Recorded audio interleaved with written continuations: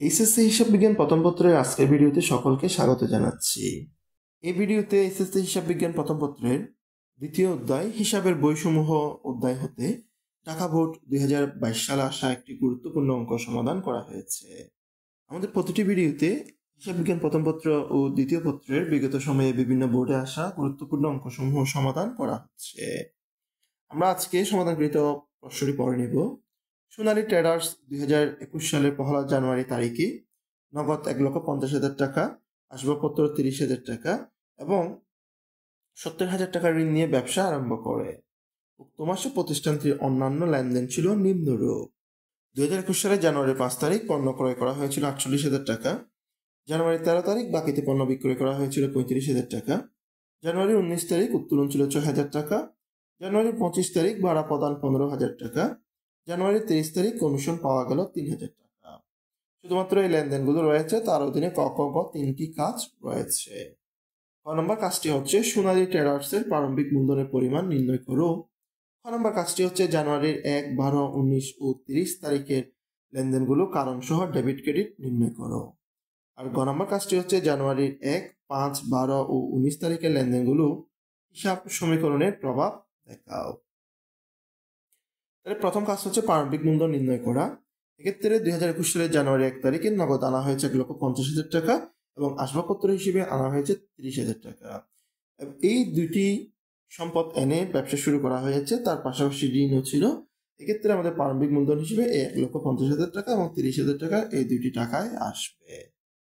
ক নম্বর সমাধানে সোনালী ট্রেডার্সের প্রারম্ভিক মূলধনের পরিমাণ নির্ণয়। তারিখ হচ্ছে 2021 সালের জানুয়ারির 1 তারিখ। নগদ টাকা আনা হয়েছিল 1,50,000 টাকা, আসবাবপত্র আনা হয়েছে 30,000 টাকা। দুটো টাকা যোগ করলে মোট যোগফল হয় 1,80,000 টাকা।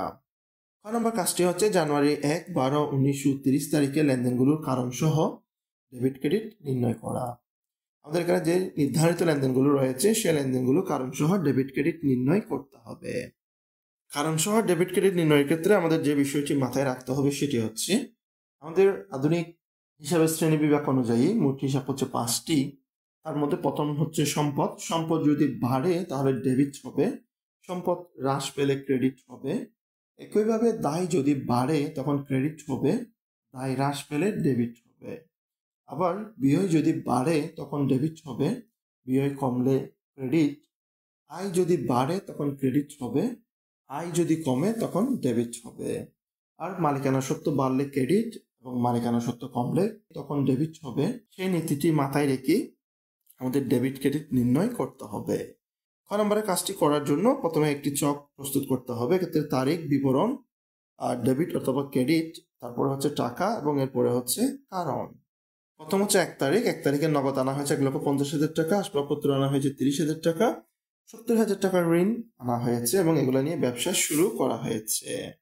তাহলে 1 তারিখে নগদ 1,50,000 এবং তার সাথে আবার ঋণ হচ্ছে 70,000, দুইটা মিলে মোট নগদ হচ্ছে 2,20,000 টাকা। এরপরে আসবাবপত্র হচ্ছে 30,000 টাকা। তাহলে মূলধন হচ্ছে 1,50,000 নগদ এবং 30,000 টাকার আসবাবপত্র। মূলধন হচ্ছে 1,80,000 টাকা, যেটা আমরা খ নম্বরে হিসাব করেছিলাম 1,80,000 টাকা। আবার ঋণ হিসেবে থাকছে হচ্ছে 70,000 টাকা। এক্ষেত্রে নগদের টাকা 1,50,000 টাকা হলেও এখানে নগদের টাকা 2,20,000 টাকা হওয়ার কারণ হচ্ছে বাকি 70,000 টাকার ঋণ যেটা নিয়েছে সেটাও নগদ হিসেবে এসেছে। এখানে নগদান হিসাবটাকে ডেবিট করতে হবে, কারণ এর কারণে সম্পদ বৃদ্ধি হচ্ছে। আসবাবপত্র হিসাব ডেবিট হবে, কারণ এক্ষেত্রেও সম্পদ বৃদ্ধি, সম্পদ বাড়লে ডেবিট হয়। মূলধন হিসাব ক্রেডিট হবে, কারণ এটার কারণে মালিকানা সত্ত্ব বাড়ছে। ঋণ হিসাব ক্রেডিট হবে, কারণ এটি দায় বৃদ্ধি। এর পরবর্তীতে আমাদের নির্ধারিত লেনদেন ছিল হচ্ছে 12 তারিখ। এখানে 12 তারিখ হলেও আমাদের মূল প্রশ্নে 13 তারিখ আছে, এটি 12 তারিখ ধরে করতে হবে। এটি হচ্ছে প্রিন্টিং মিস্টেক হিসেবে এই ভুলটি হয়েছে।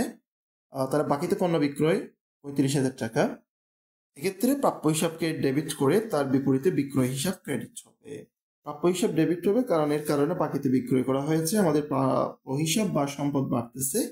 একইভাবে বিক্রয় হিসাব ক্রেডিট হবে, কারণ বিক্রয় বাড়ার কারণে আমাদের আয় বৃদ্ধি পায়। এর পরবর্তীতে হচ্ছে 19 তারিখ। 19 তারিখে রয়েছে উত্তোলন 6,000 টাকা। উত্তোলন 6,000 টাকা, এটার জন্য উত্তোলন হিসাবকে ডেবিট করে তার বিপরীতে নগদান হিসাবকে ক্রেডিট করতে হবে। উত্তোলন হিসাব ডেবিট হবে, কারণ এর কারণে মালিকানা সত্ত্ব হ্রাস পায়। নগদান হিসাব ক্রেডিট হবে, কারণ উত্তোলন করার কারণে নগদ টাকার পরিমাণ অর্থাৎ সম্পদের পরিমাণ হ্রাস পাবে। এরপরে হচ্ছে 30 তারিখ। 30 তারিখে উল্লিখিত রয়েছে কমিশন পাওয়া গেল 3000 টাকা। 3000 টাকা যেহেতু কমিশন পাওয়া গেছে, এক্ষেত্রে 30 তারিখে এসে নগদান হিসাব ডেবিট হবে, প্রাপ্ত কমিশন ক্রেডিট হবে। আর নগদান হিসাব ডেবিট হচ্ছে কারণ কমিশনটি নগদ টাকায় পাওয়া গেছে, তাই নগদ বা আমাদের সম্পদের পরিমাণ বাড়বে, তাই নগদান হিসাব ডেবিট। তার বিপরীতে প্রাপ্ত কমিশন, এটা আয় বৃদ্ধি হবে, তাই আয় বৃদ্ধি হলে এটি ক্রেডিট হবে। গ নম্বর কাজটি হচ্ছে 1, 5, 12 ও 19 তারিখে লেনদেনগুলো হিসাব সমীকরণের প্রভাব দেখানো। এই লেনদেনগুলো হিসাব সমীকরণের প্রভাব দেখানোর জন্য একটি চক প্রস্তুত করব। চক প্রস্তুত করে নিতে হবে তারিখ, এরপরে সম্পদে হচ্ছে নগদ, প্রাপ্য হিসাব, আসবাবপত্র, এবং দায়ের অধীনে হচ্ছে ঋণ, মূলধন, আয়, বিয়োগ ব্যয়, বিয়োগ উত্তোলন। এই হিসাবের করগুলো আমাদের যে নির্ধারিত লেনদেনগুলো রয়েছে সেই লেনদেনগুলোর আলোকে তৈরি হবে। এই লেনদেনগুলোর উপর নির্ভর করে এই চকের ঘরগুলো নির্ভর করবে। এখানে নির্ধারিত লেনদেনগুলো হচ্ছে 1 তারিখ, 5 তারিখ, 12 তারিখ আর 19 তারিখ।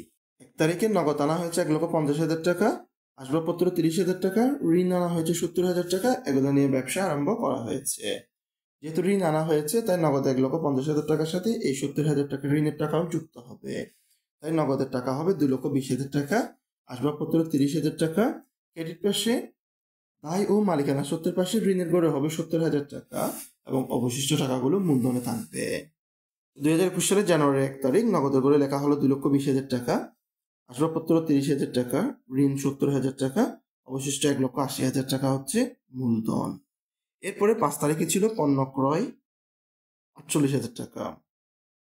যেহেতু এটি নগদে ক্রয় করা হয়েছে তাই 5 তারিখে এসে নগদের ঘর থেকে 48,000 টাকা বিয়োগ করা হয়েছে এবং এটি আমাদের জন্য খরচ বা ব্যয়, তাই ব্যয়ের করে 48,000 টাকা লেখা হয়েছে।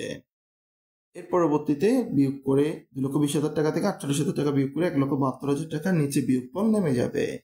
বাকি ব্যালেন্সগুলো যেভাবে আছে স্বাভাবিকভাবেই নামবে। এর পরবর্তী তারিখটি ছিল হচ্ছে 12 তারিখ। 12 তারিখে ছিল বাকিতে পণ্য বিক্রয় 35,000 টাকা।